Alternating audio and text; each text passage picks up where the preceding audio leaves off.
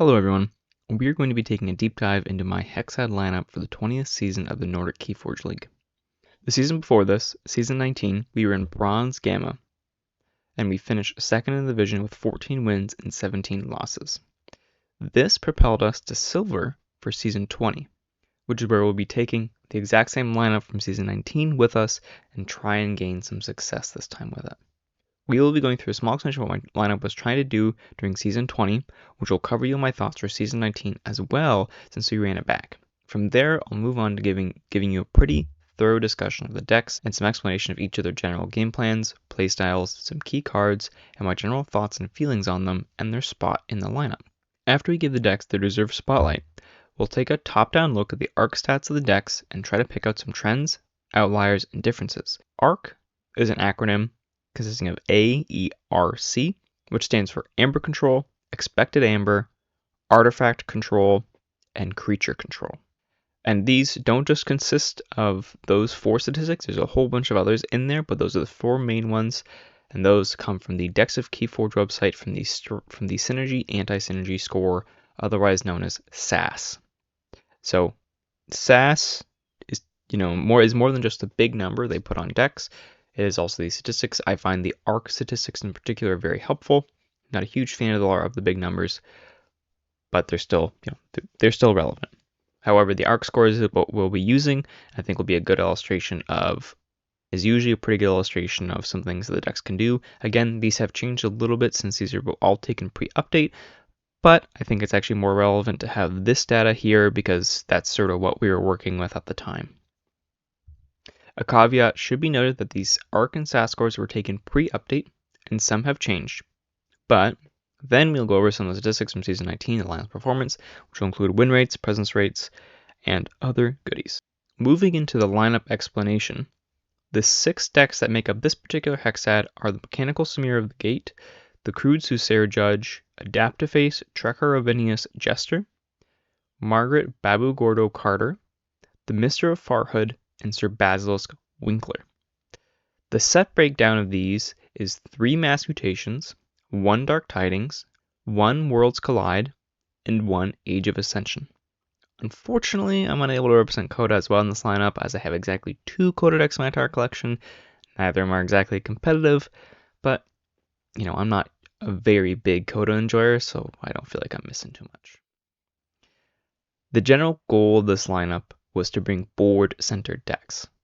That is, decks that won games through the leverage of a created board state.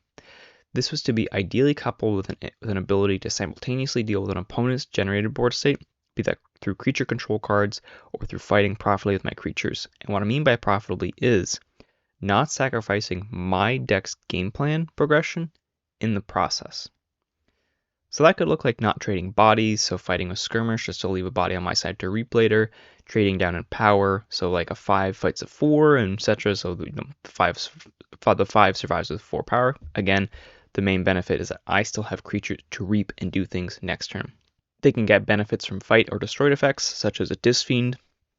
If I fight into it with a Disfiend and it trades with another 3 power creature, and it steals an amber when it dies, that's a positive fight, right? There's an amber swing of 2, I gain 1, they lose 1, and I'm trading for a body on their side. So that is a profitable fight. You could have a Quixo the Adventurer drawing a card. It could be an Eldest Bear in the middle, gaining 2 amber off of the fight effect. Basically, fighting in such a way and with such creatures as to advance my own game plan to a win, which is keeping a board state to leverage and using a board state to gain advantage while responding to the opponent's progression on the board. And advantage here, advantage is a tricky topic in Keyforge. It's something that I think about a lot because it can have so many different ways it looks. Essentially, we're just looking at things that progress us towards winning the game. So in some cases, that's going to be drawing cards. Some cases, it's going to be reaping and generating amber. In some cases, it's going to be tucking away combo pieces. Sometimes it's going to be disruption. So sort of we can gain advantage by causing the opponent disruption or negative advantage discarding cards, that sort of thing. Time walking them, which means sort of making them replay a turn, or making them maybe go into, if they control a weak, going into a house they don't want to go into, so they lose a turn. All those sort of things all generate advantage. Card advantage is something that we can borrow from other card games. Pot of Greed in Yu-Gi-Oh! Is the greatest example of this. It is simply a card that says draw 2 cards. So you're using 1 card to draw 2.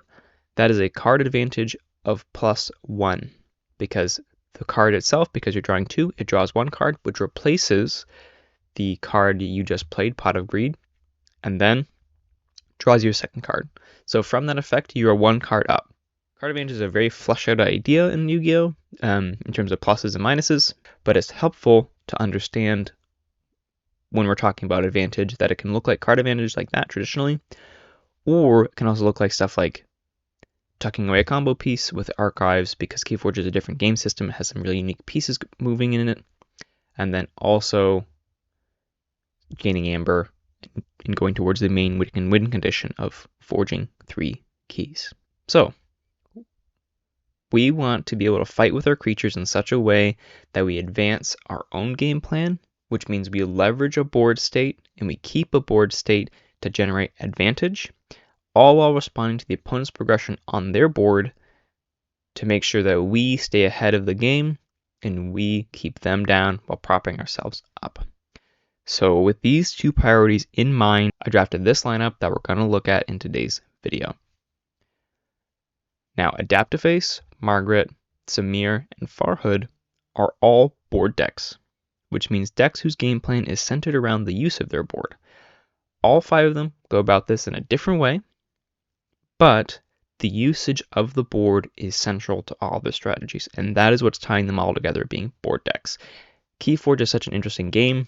It's a unique deck game. It's beautiful. But the reason why archetype discussion is so muddy is because you can have decks all in the same archetype, as I put all 5 of these into a board deck archetype or sort of category, and each of them is executing the board-based game plan slightly differently and in different ways. So we can all agree that they're board-based decks. Maybe you disagree with me. If you do, let me know in the comments below. But that's how I've categorized them. That's how I've gone about searching for them. And that's the main idea behind the majority of the decks. So now I just said the 5 decks because there's one outlier among this group, and that is the Crude Soothsayer Judge, which is a Dark Tidings deck that does not have the board as a central pillar to a strategy. It can win, and the board helps it to win, but the central pieces lie in the action cards, and usually setting up high impact turns ending in key cheats, all aided by United Action, which is an action that has alpha and says play. For the remainder of the turn, you may play cards from any house for which you have a card in play. You cannot use cards this turn. This allows for some really interesting lines and house cheating to enable plays otherwise impossible. We'll get more into that, how that game plan works and why it works when we get to Judge specifically. But this deck affords my lineup a different access to attack from, and by that complements the other 5 board-centered strategies. So this is not using board at all. It is using actions. It's sort of board independent for the most part. You'll see when we get to the actual deck profile. And since Judge is generally matchup independent, I can play it pretty much into anything. It doesn't really care about what the opponent is doing. I can prioritize my bans to serve the board-based decks, the remaining 5, to try and get rid of their creature control heavy decks, which might give them troubles, and reserving Judge for any tight corners they might be backed into. If we're left with 2 decks in the end one, and one of them has they still have some heavy creature control left in their lineup, I might not pick one of the board-based decks, Judge, because it's sort of matchup independent a little bit. I can confidently take it in there. It's a deck I'm very confident playing into any matchup. So, with this preamble out of the way, now we can transition into the deck by deck breakdown. As we can see here on the screen, my lineup for now, you can find this exact same thing. This is merely a screenshot. You can find this in the NKFL Season 20 document, which is up on their website. It wasn't necessarily initially intended to be this way, but as I was crafting the lineup, it sort of became the thesis that I was going to lean more into board, creating sticky board states with recursion, and put myself into positions where the opponent was having to respond to my board, and if my board was not properly responded to or they ran out of answers, then I would win the game and take over. So in the community, you often hear this referred to as runaway board states, RABs. That's RABS, runaway board state. That is what these decks are trying to do. So we can go through these now one by one, going in this order. It may as well, and we'll see what we get. So over here we have Mechanical Smear the Gate. This is a really wonderful deck. It is a 76 SAS MM deck, Dis Logo Shadows, classic house combination. This is a deck that I personally consider to fall into a mid-rangey playstyle. It has Amber control in every house. We can see that here, and we can see it. It's lacking most in Amber control in the logos, but lots of tools generally. It has pretty low C overall, but I think it has some really interesting options where we have 2 pain reactions, a Shadow of Dis, which is also some really wonderful disruption, Bouncing Deathquark, which can do so much work, Mind Over Matter, which can be really good in certain situations, which is such a fun card, Positron Bolt, which you can really maneuver well. It has 1 damage pip from the Miasma Bomb. Now, they say Smiling Ruth is creature control, but that is a lie, and we all know that. We also have Bone Rot Venom, which can be used, to sort of shut down a creature sometimes. So with those in mind, we can look at that it has an 18 expected amber, 14 amber control, 0.3 artifact control coming from the Nexus. So nothing hard, but if they have things that they have important artifacts, Essence Scale, Library Card, Safe House, anything like that, they do have to be careful of the Nexus. And 8.4 creature control, which is pretty low. I mean, most people will consider anything below 10 low, especially for a competitive deck. It is low, and is something that this deck can struggle with, but it does outperform that number pretty much every game. And it does have one cool legacy in it in the bait and switch, and it's actually pretty cool because it's a legacy. Bait and switch here has the errata text on it, where it says repeat this card's previous effect if your opponent has more amber than you. That's pretty cool. Unfortunately, it's not a near infinite steal or scaling amber control card, but it does do work. But it's usually not worth holding to get in a situation where they do have more amber than you. The marquee cards are the Library Card, Autoencoder, the Grim Reminder. It's really important. Generally, what you're trying to do, and Shadow of Dis. Generally, what you're trying to do is hopefully get an early Autoencoder, hopefully get an early Library Card. Not necessary, but those can create really big turns. They can really generate a lot of advantage and create really strong position for Samir to close out a game. The Grim Reminder is there to either set up the Shadows, Logos, or Dis creatures. Typically, you're looking to get value mostly out of the Dis and Shadows. We can see this deck has 17 creatures, with most of them with pretty good play effects, and then we have really good on-field effects like the Brabble, Inspector, Snare Rat, as well as an Infernus. So if we can reminder this Dis, we're really happy, especially if we have a Waking Nightmare coming, because it can be some really awesome amber control, and the Snare Rats being able to live on board and use off house if something like the Mutagenic Serum is still on the board. That is really fantastic. The Shadows with the Bow Nithing, the Reckless Rizzo, Nexus, GameG, and Subtle Auto. If those get Grim Reminder and all come out at once, if your opponent's already used their board wipe, really impactful. And then if you're really just looking to, if you're already in a good position in the game and you're really just looking to sort of get more advantage, you can Grim Reminder the Logos. That's, more or less it's a bit of a win more, but you can certainly do it.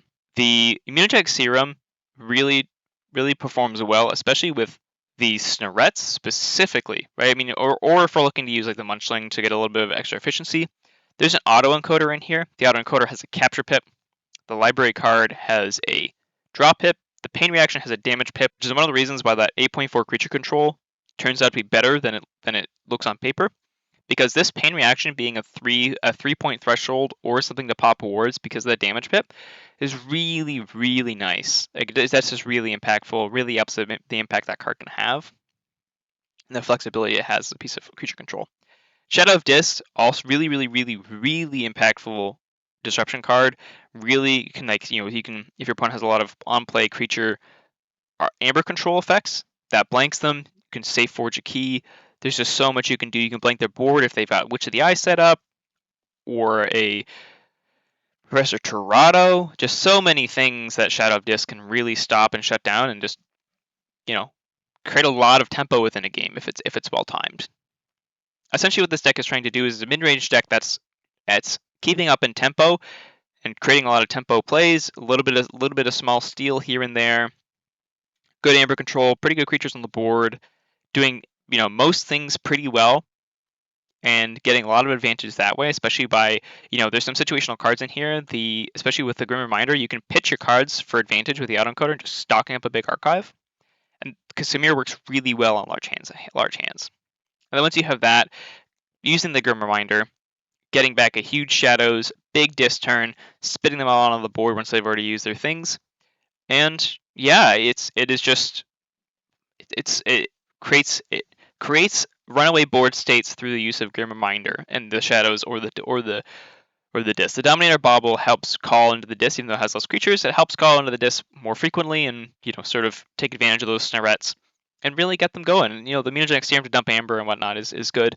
The Mind Over Matter and Logos, it's often a discard, right? You've got Auto Encoder, you can discard that. It's a free archive if it's too detrimental. But sometimes with like a Bouncing Death Quark, you can get good creatures back in your archive, like the Subtle Auto and the Bonithing, or the Infernus with Snarettes. Maybe the Snarettes are already got their Amber dumped off them, right? There's good play effects here. And especially against Saurian heavy decks with a Ludo that can't be dealt with right away, or maybe you've got E-Dice, again, a deck that's using a lot of E-Dice, even just one E-Die that keeps coming back with Exhume. Like, if you can tuck that away into the archive and make them take that archive, that's fantastic. So, if there's a Ludo you can't deal with, you can just, if they're all archived, you get the Amber anyways, and then they have to play all those creatures out. So lots of really cool things to do with Mind Over Matter, and actually has a fair number of use cases that I think a lot of people write off this card. But one of the things about Keyforge is if you are building a deck, you're never going to put this card in your deck. Probably not. But because this is a non-construct, it's in here, and there's ways and good things to do with it to maximize the impact it can have in a game. So that's Samir, a nice mid-range board-based decks, falling into my thesis of creating a runaway board state through the Grim Reminder, getting back either the Shadows or the Disc, and creating something that's just really hard for the opponent to deal with. Next up on the list is a Crude Soothsayer Judge, which is a Dark Tidings deck, one of my personal favorite decks. Absolutely love this deck. It is a Logos Starlines Untamed 74 SAS Dark Tidings. And man, it's this deck that has so much going on. It is certainly lends itself into combo. Basically, it's looking to key cheat. Has two very live key cheats with Dataforge and Keyfrog. But I'll go through the arc sets. Getting ahead of myself because I'm just so excited to talk about this deck. We've got the Amber control sitting at 6.7. We can see that 6.7 comes from Submersive Principle, E-Die, Ambervax, 2 Ambervax, Information Exchange, and Mutagenesis Researcher that brings in 1 capture pip. And then also, of course, we have a Fertility Chant, which is giving the opponent 2 Amber. Can be dangerous, especially when you don't have a lot. We got to be really picky with how we use it. The creature control sitting at 9.4, which is coming from a Technobabble, 2 zaps, Mutagenesis Reacher giving 1 damage pip. And then we have Assert Dominance to ready and fight with something and give it skirmish. That can be really good. We've got Infighting, Thin the Herd, Fangtooth Cavern, and Milio. So those are the creature control. There's none in Logos, but that's the story of Dark Tidings Logos. And overall, the creature control, it struggles, right? It's nothing crazy here, especially when, as we'll get into it, the Infighting is oftentimes a combo tool, right? It's oftentimes a tool I'm looking to use to pop my Keyfrog with, while generating some advantage to it. Now, the Infighting on its own creates a lot of existential value just by forcing players to play around something they may not normally play against, which is great. But one of the really important pieces of combo control in here is the Thin the Herd, which is shuffling the 4 least powerful creatures into their owner's decks. Which, with only 14 creatures, this can either be one-sided, it can shuffle back your combo pieces, it can clear the way for a Keyfrog Forge. So this thing has a lot of really good ways to help the deck and really be impactful. And this is also, Thin the Herd is also a card that does a lot of work in this deck, but if I'm building a deck, I'm probably never playing this. Right? Probably not building a deck with this. Has 22 expected amber, which is misleading. No artifact control, so absolutely none. 18 speed, which is coming from, well, there's actually a fair amount of stuff. You bought a Gruen, obviously they're thinking you're taking chains for it, which you're not really. We've got Double Lay of the Land, United Action, Book of the Queue, which is fantastic. Knowledge is Power, which is typically gaining you amber, but sometimes it's tucking away pieces just depending on when it comes in. Theory of Conjecture, which is great. Love Theory of Conjecture. It's always an archive, the top 2 cards of your deck. Mobius Scroll, which is a really fun rare, which is archiving it and up to 2 cards from your hand, which is really fun. Edai 4x4, really good for stalling, really good for tempo, which this deck really wants. So it definitely relies on stopping keys based on tempo. You can really build up big archives. As you can see, there's 3 targeted archives. There's Mobius Scroll, Edai, and Theory of Conjecture. So if in one deck cycle, you're looking at probably 6 to 7 cards in archive. Just from the 3 off Mobius Scroll, 1 off Edai, 2 off Theory of Conjecture, and then maybe 6 amber, maybe a 7th from Knowledge's Power, but maybe up to 6 amber from the Knowledge's Power, which is really weird. It's a 1 card, 6 amber, while taking advantage already of efficiency in a big archive. Fantastic. Now, as you can see, the archiving can get muddy, as you got the Theory of Conjecture, Mobius Scroll, and whatnot. But that doesn't really matter, because we have a little card called United Action, which is a Star Alliance action card that's alpha. Play for the remainder of the turn. You may play cards from any house for which you have a card in play. You cannot use cards this turn. You cannot use cards this turn is really important to note. If it would be broken in this deck if you could use cards. It'd be absolutely insane. But you can. This complemented, because it's certainly complemented by 4 artifacts: Isotropic Core, Mobius Scroll, Book of the Queue, Fangtooth Cavern. So it has 3 artifacts in a non-Star Alliance house, and it's really important typically it's really important for United Action to have cards stick on the board, artifacts specifically, that are sticky, hard to get rid of, to enable your United Action all throughout the game. So the 2 Logos artifacts, I'm really glad it's not just Mobius Scroll, because Mobius Scroll really is a card you want to be using to archive, especially to archive some of the combo pieces. So the fact that we have Isotropic Core, which can stick on the board, and who's really prioritizing getting an Isotropic Core? No one. Fangtooth Cavern obviously is a problem. It's one of the big ways we like to kill our key frog, to cheat keys out. It has 1 other artifact in the Book of the Queue with 2 Lay of the Lands.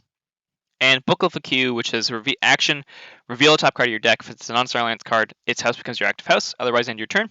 Brutal if you don't get that, but we have 2 Lay of the Lands here to set it up to guarantee we get a house we want, more or less off the book, and have safe book activations, which just can create such insane game swings in tempo. It's just so phenomenal, and book is pretty much always the target for R, which is right for most people. Sometimes Fangtooth is the right call, but Book of the Queue really is such an impactful card and create such high highs. It really is oftentimes the right choice, which is a boon for us because it means our United Action is usually safe to do. And sometimes the United Action is just used for tempo. It is just used to play, get some advantage, not necessarily go through a big combo or anything or create huge hands or whatnot, just really gain some advantage. But typically, if you can, you do want to play the United Action on a larger turn. The Data Forge, because of the archiving, if you can get it in the archive incidentally off of Theory of Conjecture, Knowledge's Power, or however it works out, is quite live, especially off United Action turn, because what you're looking off for the Data Forge is looking for amber positive cards. So cards that can replace themselves in hand while giving you a pip, like the Lay of Lands do. And one of these Lay of Lands, the blue one, has double amber pips, so it's even better for the Data Forge turn if we're talking about on a United Action turn. The Fertility Chant is a really amber positive card because you're getting the 1 amber pip makes up for the 1 card in hand, especially if you're looking for a walk-off key cheat. You're not looking to do it for free necessarily. So in that case, you're just gaining 3 additional amber through which to forge. And if you have 6 cards in archive and you pull them, Data Forge is one of those.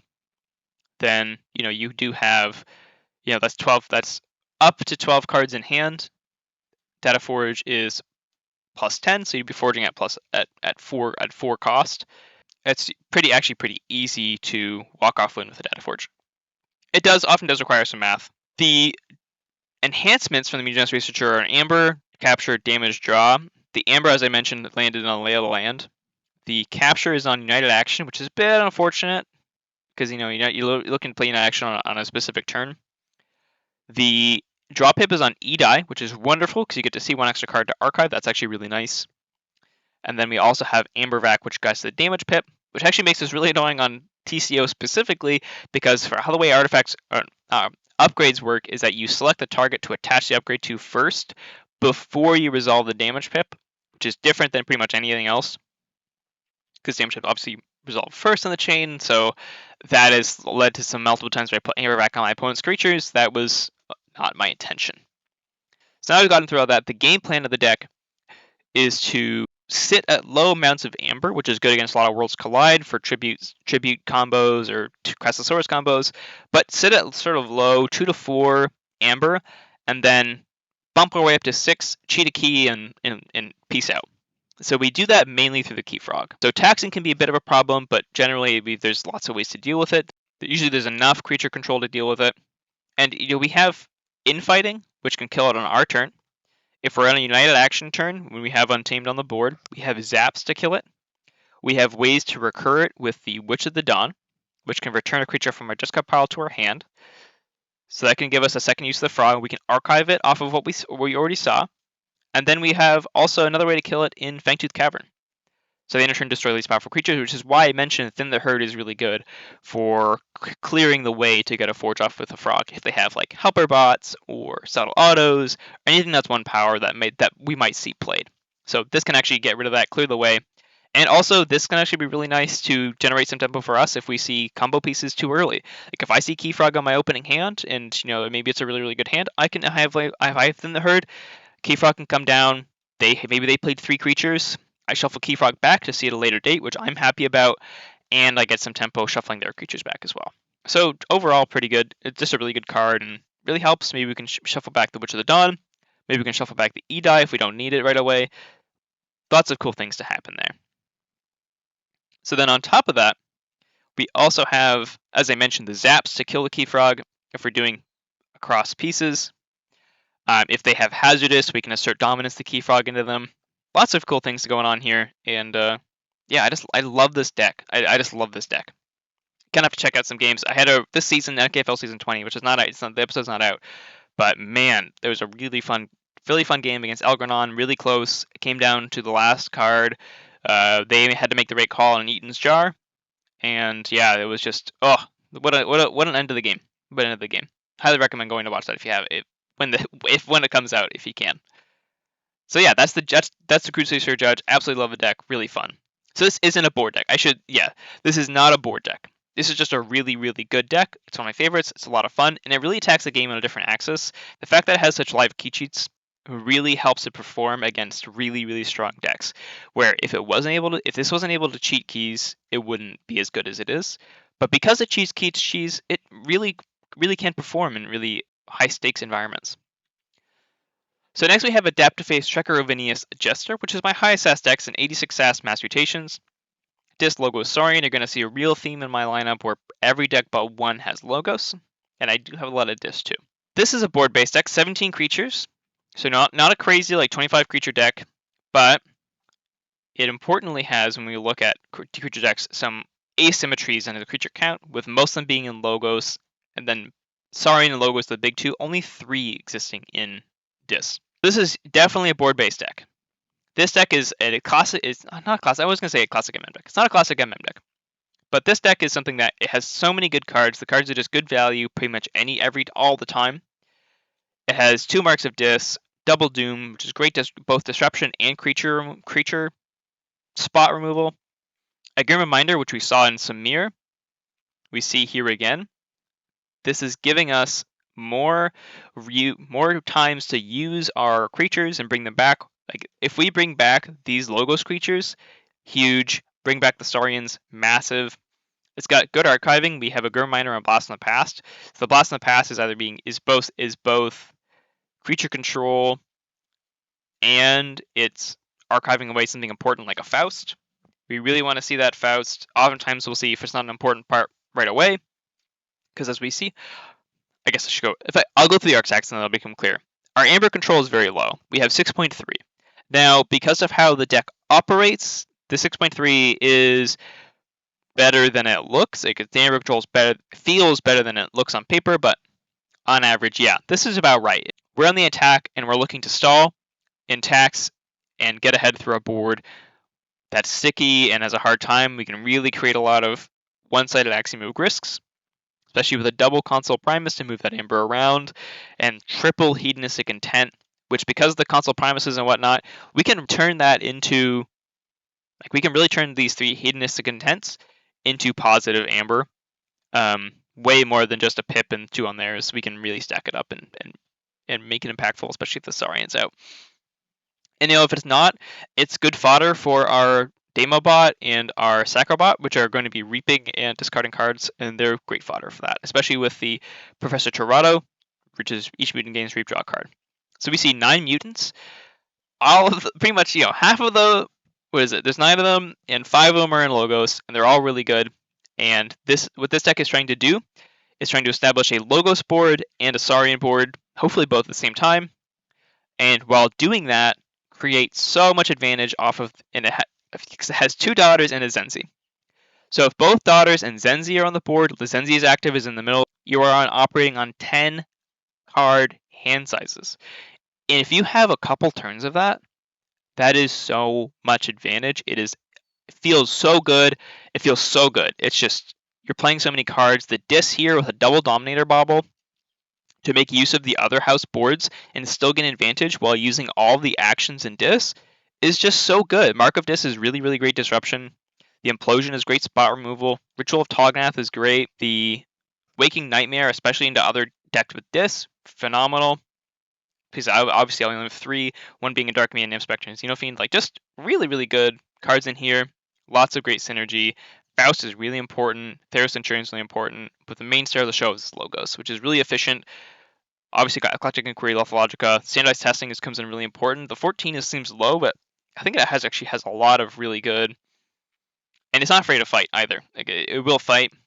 And on top of that, just like really good spot removal. And Standardized Testing can operate really well too. So just lots of really good cards in here. So that's Adaptiface. So yeah, Grim Reminder.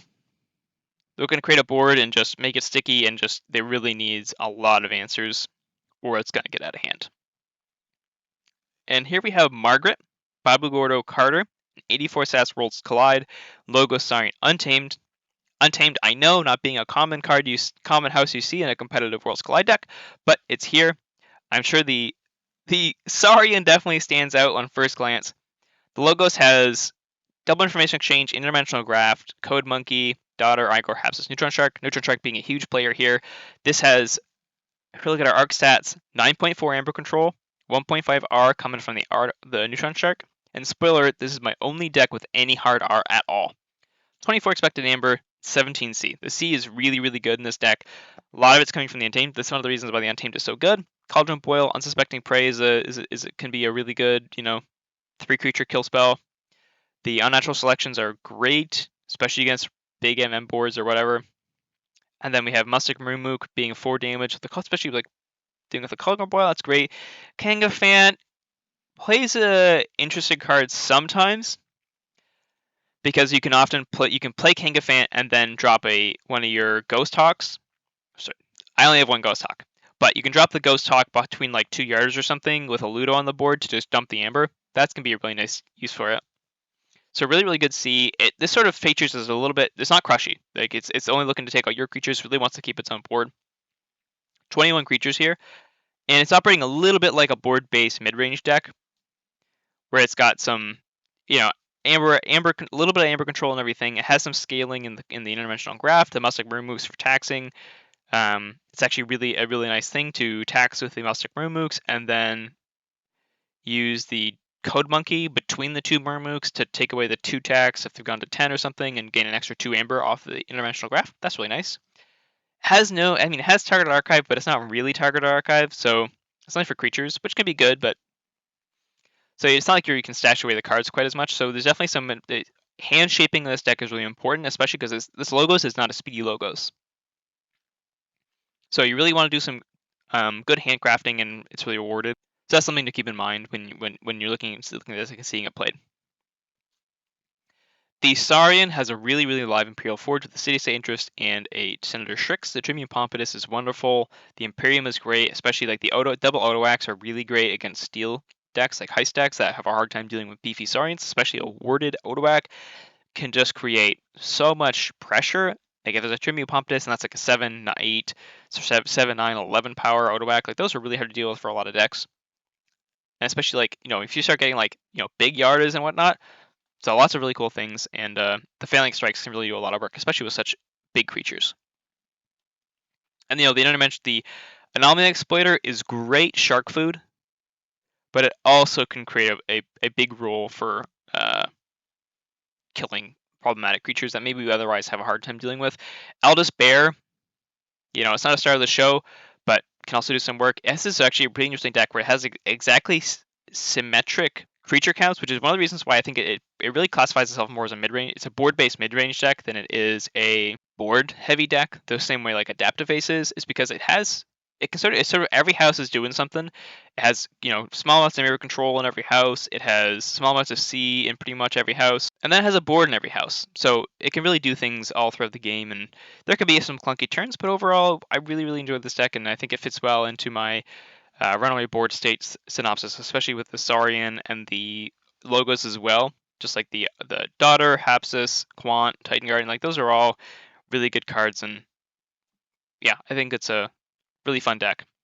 And it also is really important to be bringing the only hard R in the lineup. So next we have here the Mister of Farhood, which is an AOA 79 SAS deck. Brobnar Sanctum Shadows. The Brobnar is obviously a Ganger Chieftain, double Drummernaut deck, double Grow, Gauntlet of Command, Pound, Coward's End, phenomenal. The Sanctum is really, really cool. It's got Martyr's End, Golden Aura, Spirit's Way is a nice board wipe alongside the Coward's End. Take Hostages, double Outbid the Grim for some nice tempo plays. Joya, which is such good disruption. We've got Borden the Redeemed, Chal the Safeguard. Lord Golgotha can also just be so good, especially on a Gauntlet of Command, fighting in. Just really fun. Or Ganger Chieftain. Like, Lord Golgotha just really, really creates a lot of fun fighting options.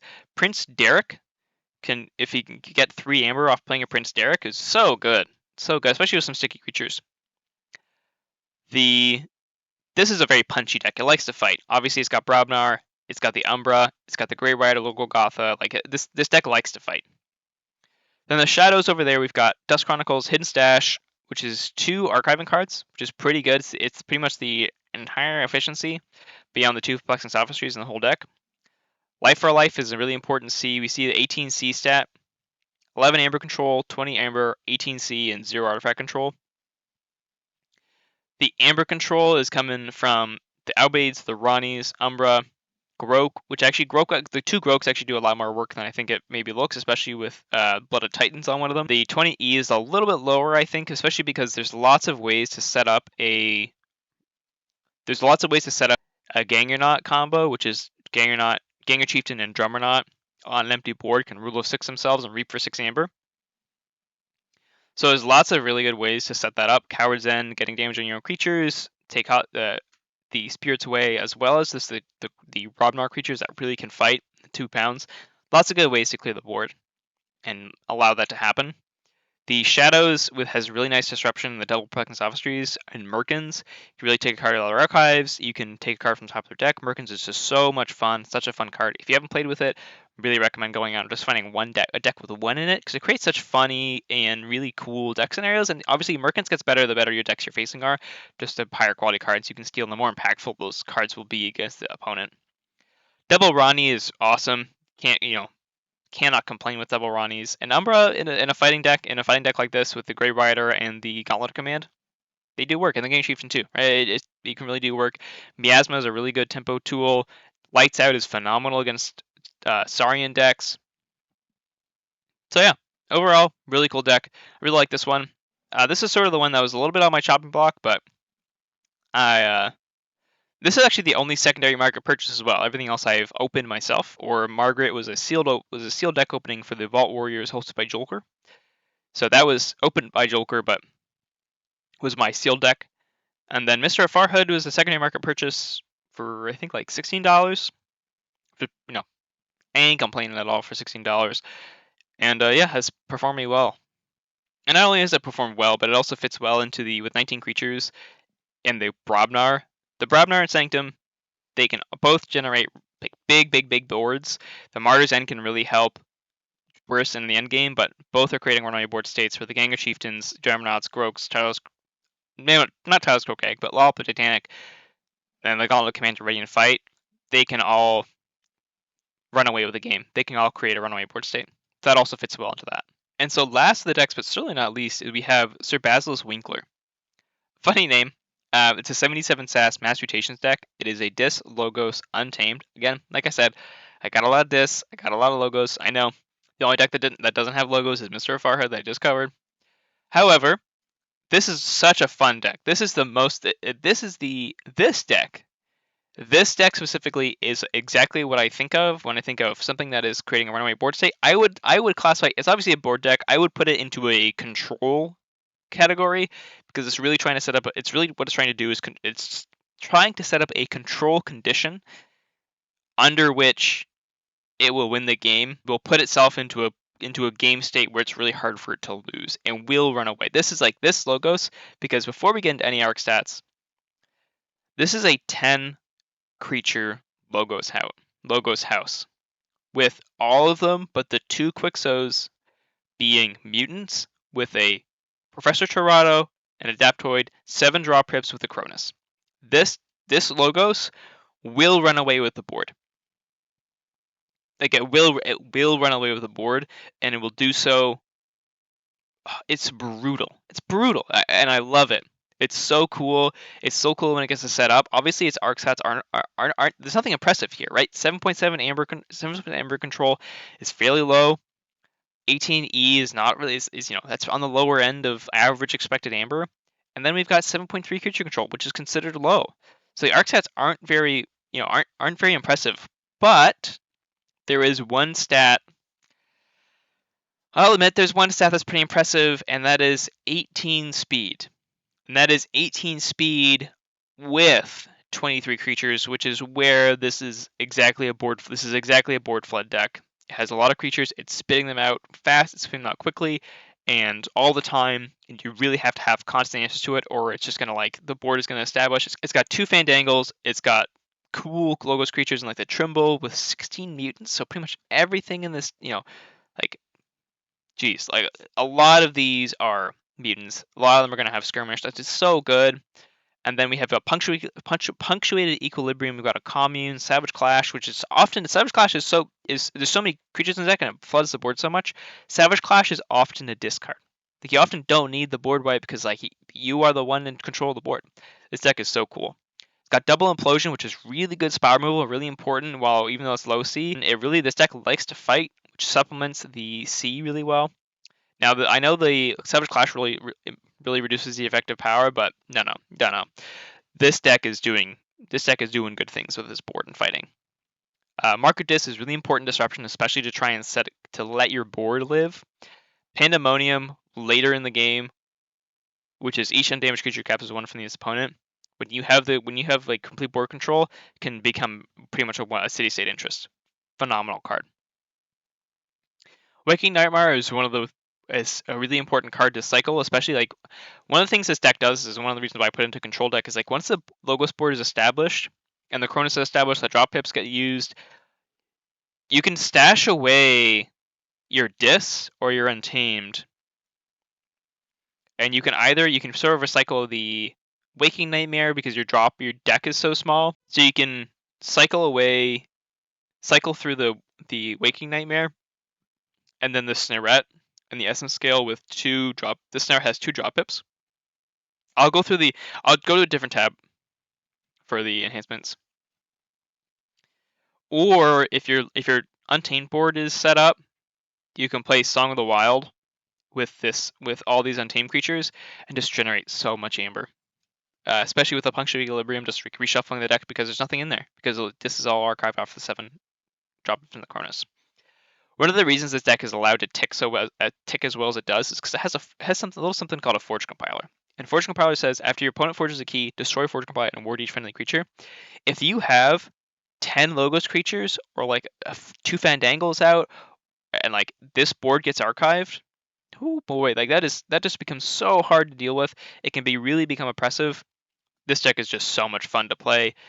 Obviously, it's going to have matchups where if it's against a crush deck, it's just going to lose. But man, this deck is, if you get in the right matchup, just destroys. And it's a deck I tried playing a lot last season. As we'll get into the deck stats here in a little bit, but I tried playing a lot. It's a really fun deck. Really like playing it. So I took it into a lot of situations where maybe I shouldn't try and limit test with the deck. And yeah, I just really love this deck. It really fits so well into my lineup and creates such an extreme pressure on the opponent that it's either they kind of have to ban it or really hope they get a good matchup into it, because it's operating so extremely on this board flood access. No, a little fragilely at that. But because of that, it just creates such interesting pressure within a match, and during the banning phase and during the deck selection phase, where this is like so cool. I love it. Legacy Rock Grub as well, really cool card. I didn't even talk about the True Brew. The True Brew has so much synergy with the Essence Scale to use disc creatures as well as the Double Implosion. Like, you play True Brew for 3 Amber, well, that's okay, because I'm just gonna pop it immediately to get 5. So and sometimes you don't. Like, I mean, there was one game where I played True Brew and I had Implosion the next turn, and the opponent Collar Subordination my True Brew, which is one of the most painful experiences I had last season. Still scarred. But no, the True Brew is so good. Really enjoy it. Oh, man, it just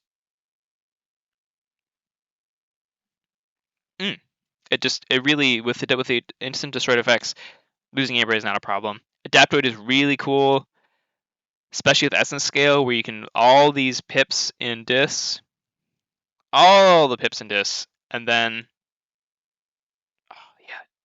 so all the pips in Dis, you get the Adaptoid to steal like 30.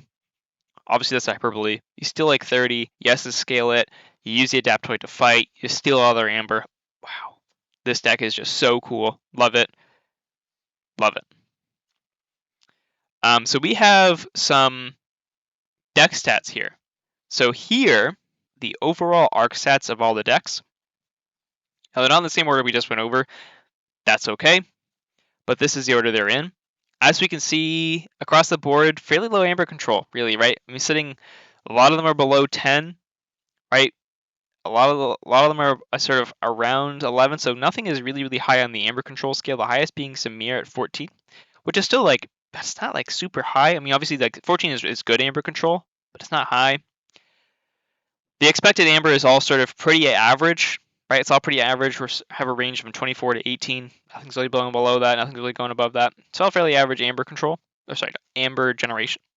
All pretty average Amber generation. The C, though, I think the C is much higher than it is, right? We got 18C in Farhood, 17C in Margaret, 14C in Adaptiface. Samir has a much better C than the 8.4 you see. Basilisk is doing something else with its creature control, where it's looking to fight a lot more. And Judge is not so worried about the boards if it can get its key cheats off. But, I did say I had a lot of logos, and we're seeing a lot of efficiency. Lowest efficiency being 3 in Farhood, and then second lowest being 5.2 in Margaret. But 15, 12, 18, 18, it's a lot of efficiency across the board in general. The pips are all fairly average. Judge obviously has the most, but it's also Judge is the outlier, right? Judge and Samir here are the 2 outlier decks where they're not really operating the same thing. Adaptiface, Margaret, Basilisk, Farhood, those are all sort of operating on that board flood, board heavy deck, board heavy things. And Samir is also operating on a board heavy deck, but Samir and Margaret together are lower to mid rangey. And but yeah, no, I mean, Adaptiface too, right? There's just so many cool things. Basilisk has 10 pips with 23 creatures, pretty remarkable. This lineup in general is not very artifact heavy. Samir has the most with 6, and its artifacts don't really want to touch it. So I have very low artifact control. as you can see, is a very, very common theme here. 0 artifact control in 4 of my decks. The only deck having hard R is Margaret, which makes it a very, if someone has an artifact heavy lineup, Margaret's going to be an easy first ban, and I don't get to play with any of it, which makes, playing into certain lineups a bit harder because I really have to manage well both how I'm banning and deck selecting, trying to work around problematic artifacts like maybe like Quixelstone, Jar, anything like that. I have made a concession. I have made a very purposeful concession to ignore artifact control in the criteria of what I'm looking for in a deck.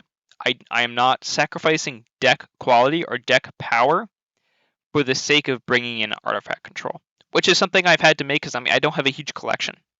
I don't have 1,000 decks. I have a larger collection. I have 200 as the recording of this video. So it's certainly not a small collection. It's not a huge collection, but these are definitely what I'm looking at in terms of when I'm selecting these decks to try and fit into my lineup of things that are generating runaway board states and trying to be proactive in their matchups and be the ones that require the being answered to. R is unfortunately just not something I can afford. I can't afford to sacrifice the quality of these decks for R. And I thought about it. And there's definitely going to be some times where I'm punished for it, and there's going to be matchups where I'm going to lose that week because of that concession. So it's definitely something to think about. It's a conscious decision I've made, and it's something that's a weakness I know going into every week. I'm not an R hater, but until I'm proven otherwise, I'm of the staunch opinion that deck power and deck quality is more important than the presence of hard artifact control. Margaret really draws a lot of bans, as we'll see when we get to deck statistics. Margaret draws a lot of bans because it's the one piece of hard artifact control. On top of being a really scary deck that's doing a lot of really good things, probably in terms of all around best deck, Margaret has all around the best deck. It does the most things well, and because of that, it has a lot of good matchups and often draws a lot of first bans. Those are the ARC stats. I'll leave that there. Another common theme is recursion. With the Groundboost we got Grim Reminders, who got 4.5 recursion on Adaptiface, 4.5 recursion in Samir, and 2.4 recursion in Judge. So that piece there. And another thing I'm lacking, unfortunately, is scaling amber control, and I'm really lacking in proactive scaling amber control. Judge only has a submersive principle, and that's the only other scaling A. The other scaling A is in Margaret, which has a graft, obviously. There's another reason why this deck gets a ban, because it's the only piece with proactive scaling A, which really weakens my lineup into a lot of things like Coda Rush. I can't really deal with it. I sort of have to just get ahead of it. Farhood can punish it with the Ronnies and the Miasmas and whatnot. But it's just hard. It just is hard.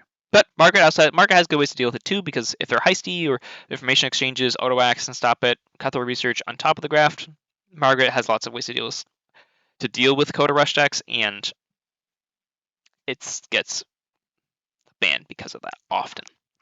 So if you're interested in keep seeing that, I'll leave it here. You can pause it on it, keep looking at these. And before we move on, there's also a lot of board wipes. I've really prioritized creature control in my lineup. There's a board wipe in Adaptiface and the Axiomic Risk. Margaret has 2 unnatural selections. Basilisk has Savage Clash, which is often discard, but it's a good emergency button. And Farhood has the Coward's End and the Spirit's Way. 2 really good board wipes. Judge has Infighting, which they don't count as a board wipe, which is mildly silly, but I understand it. But yeah, so Judge also is operating there. So C is important. So with BDQ and Samir, it doesn't really need it, because the spot removal from BDQ is more important. But yeah, those are the statistics. Take a pause on the screen if you want to keep looking at them. We're going to go on. And I have Season 19 deck metrics. So in Season 19, we see that this is all the decks. You've got Adaptiface, Margaret, Samir, Basilisk, Judge, Farhood. We've got the games played in the first column. So Basilisk, I put the greens are the highest in their categories, the most significant. Red is the lowest in the categories without games played. Samir only played 1 game. Basilisk played 7 games, so it had a 100% match presence, which is, as we'll see on the side. On the far right, we've got match presence. Adaptiface was either ban or played in all the matches. Margaret was either banned or played in all the matches. Basilisk was banned or played in all the matches, and Farhood was banned or played in all the matches. So the win rates we see, Adaptiface had 100% match presence, was played 4 times and won 4 times with 3 bans. Really good. That's just a really good rate. Really impressed with that. Margaret had a 50% win rate with 1 loss, 1 win, 5 bans, but huge ban rate. Most ban deck. Adaptiface was my most saved deck. Samir, sort of didn't really show up. Drew a ban, had a 28.57% match presence, so it was only in 2. That's nothing against the deck. Samir is wonderful. I love Samir. I brought it back in for season 20 because I really like how it's placed in the lineup. It just didn't get played last season, and that's fine. It was still there. It was a good tool in the toolbox, and I'm really happy it was there. Just didn't happen to come out.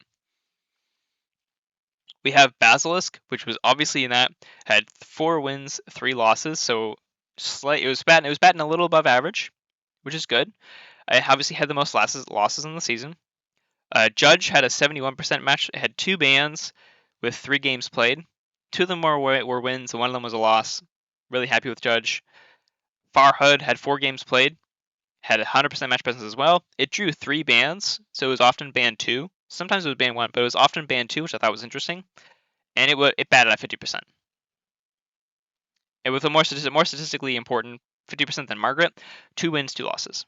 But the 3 bans is really nice, and it got saved, right? The decks that got saved were Adaptiface, Margaret, and Farhood.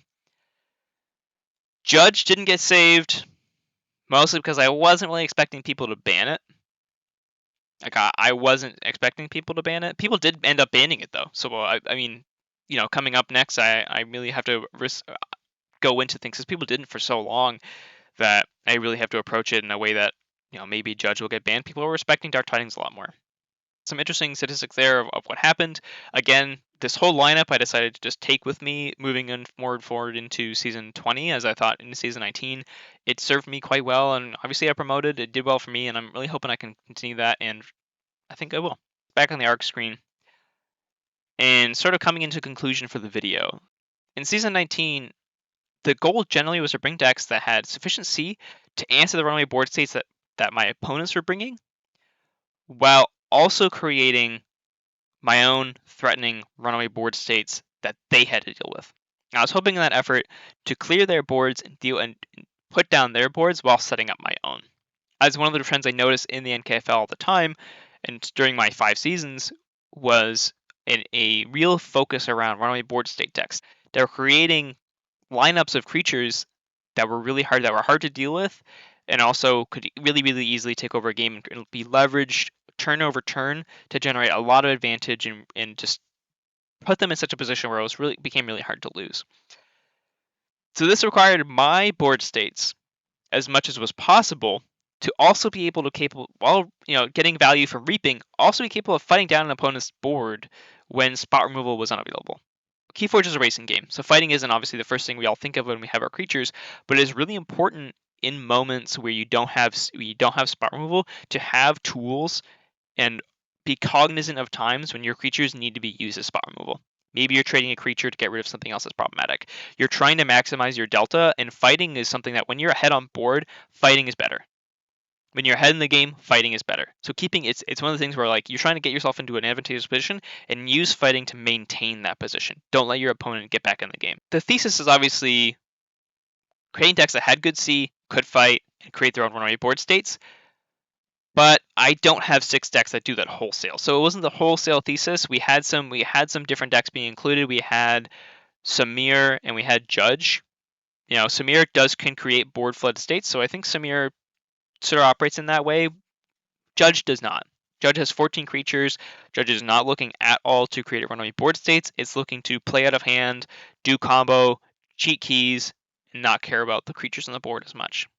So Judge is on there operating on very different axis, but Judge is such a good deck. It's one of my favorites. I have a hard time not including it, and I didn't have a better 6 deck to put in there. I didn't have any board-based deck that fit the category, and it's really hard to put Judge above, to put anything above Judge. What happened in season 18 was that I fielded a lineup that was trying to be really heavy creature control, sort of crushy. They didn't care about creatures, so they had low They had low creature counts. They weren't board reliant, and they had a lot of creature control. So because I noticed that a lot of people were bringing board favored decks and board decks, and so I figured if I could bring decks that had really high C and low creatures and keep blowing things up and generating amber out of hand, it would do well. Unfortunately, I didn't have the decks for it. Really, it wasn't necessarily the lineup or Thesis's fault. It was mostly just I didn't have the decks that were capable of doing that consistently and well enough to compete at the level that I needed them to compete at. But the idea that having a really critical amount of creature control is what seeped into my Season 19 lineup and Season 20. And that idea that having good creature control really is important for most lineups. Unless you have such good proactive decks, they don't really need it. But that's harder to ask for. Or they're producing board states like some Worlds Collide decks where they don't need the C because they're creating board states that need to be answered. So that can also happen too, but I do think C is actually pretty important, especially within the current meta of the NKFL. What I found I was losing to was Star Alliance and Worlds Collide Starian boards and MM Floods that had a lot of creatures on the board and I couldn't deal with them, and that was really frustrating. And I guess if I couldn't beat him, I joined him, and that was the thesis for the lineup. And it worked for me so far. One of the problems with runaway board state decks is that because the boards are so threatening and they require optimal timing, especially in decks if they're not constantly blowing the board, maybe they only have 1-2 board wipes, they really require careful usage of resources and reactive playstyles if you're not getting ahead of them. So doing that creates a lot of subtle chains, it creates a lot of tempo losses, and can really lead to some really tough decision making where you're standing on a wire and the precipice for a wrong decision or right decision is really slippery, and it can really just it's stressful. It's stressful, and it puts yourself in a vulnerable position compared to some of those decks. If your deck isn't solely reactive and has lots and lots of redundancy, that can really hinder that deck's ability to operate, to execute its own game plan and win the game.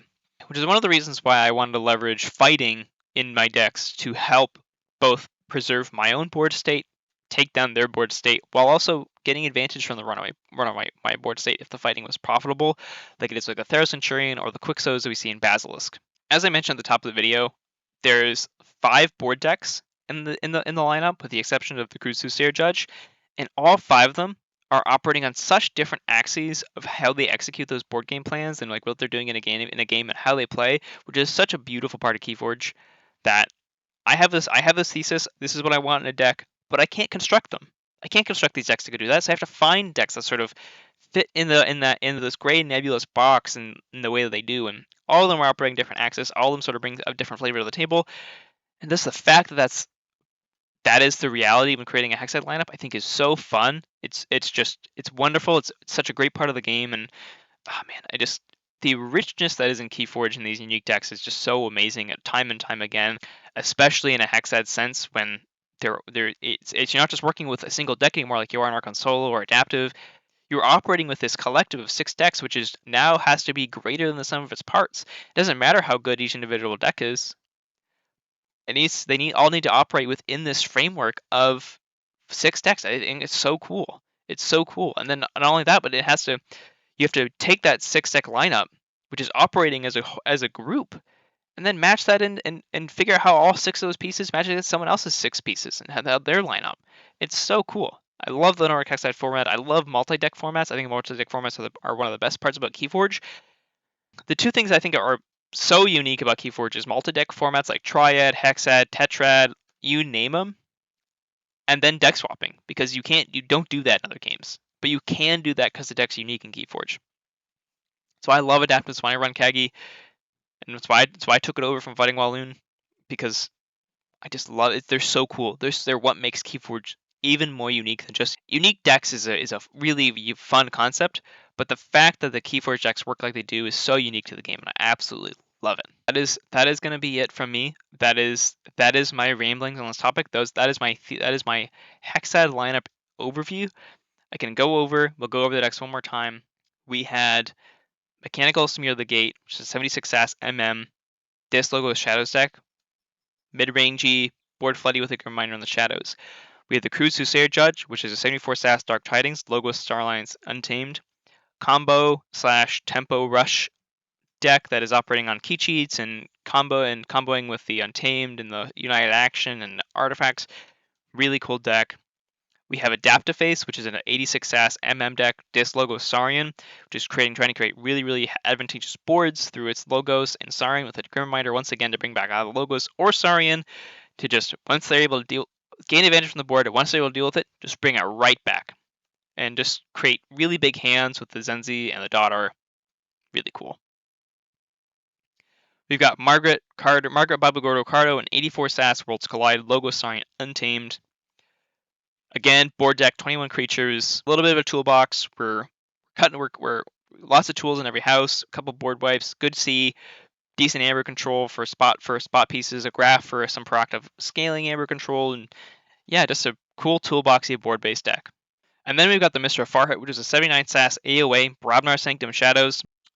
Ganganaut board-based deck with the Sanctum and the Brobnar, really good C. We've got two board wipes again with the Coward's End and the Take Hoss in the Spirit's Way.